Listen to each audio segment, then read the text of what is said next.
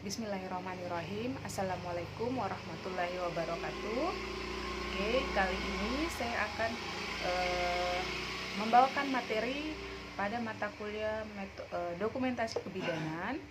Nah, pada video ini saya akan membahas tentang metode pendokumentasian secara Swappier.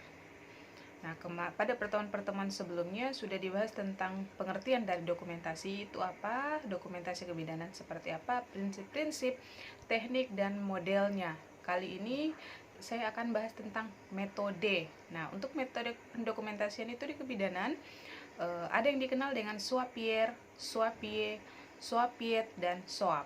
Nah, untuk video kali ini saya akan bahas tentang Swappier. Metode Swappier, secara pengertian, Swappier adalah sebuah metode yang dapat dipergunakan untuk mendokumentasikan asuhan kebidanan dengan menggunakan data subjektif, data objektif, asesmen, planning, implementasi, evaluasi, dan revisi. Jadi, Swappier ini adalah singkatan dari data-data yang dilakukan atau data-data yang dikumpulkan, yang diolah seorang bidan dalam memberikan asuhan kebidanan. Nah, data-data yang diperlukan di sini ada data subjektif dan data objektif. Kemudian dari dua data ini akan dicari permasalahannya dan disusun dalam bentuk asesmen atau bisa kita bilang diagnosa kebidanan itu termuat di asesmen. Nah, setelah setelah inti masalahnya sudah didapat yang disusun dalam bentuk asesmen, kemudian disusunlah planning. Planning itu perencanaan apa yang akan kita lakukan, apa yang akan kita rencanakan untuk menyelesaikan permasalahan yang sudah termuat di asesmen tadi. Setelah sudah kita rencanakan asuhan-asuhan apa saja yang akan kita berikan, kita masuk di implementasi. Jadi rencana yang telah disusun tidak hanya sekedar direncanakan tapi dilakukan dalam bentuk implementasi.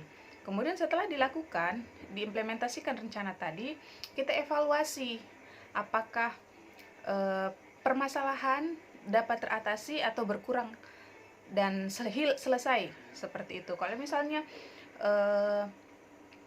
masih ada permasalahan dari masalah itu masih ada yang belum tuntas, artinya mungkin penyakitnya masih belum teratasi atau belum bisa tertangani, belum bisa berkurang efeknya, direvisi kembali, direvisi asesmennya sudah tepat atau belum, diagnosanya sudah tepat atau belum. Kalau memang belum tepat, dikaji lagi data-datanya, diperdalam lagi, diperbanyak lagi data-datanya, baik itu data subjektif maupun data objektif, sehingga penentuan asesmennya ini tepat.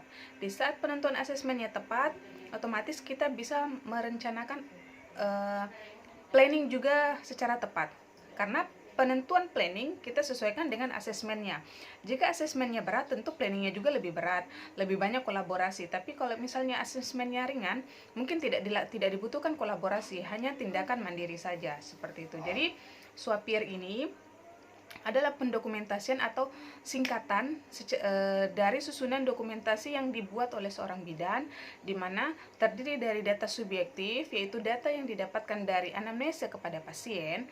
Kemudian data objektif adalah data yang didapatkan dari hasil pemeriksaan kepada pasien. Kemudian setelah dari data subjektif dan data objektif ini disusun, dianalisis untuk mendapatkan titik permasalahannya dalam bentuk diagnosa atau asesmen.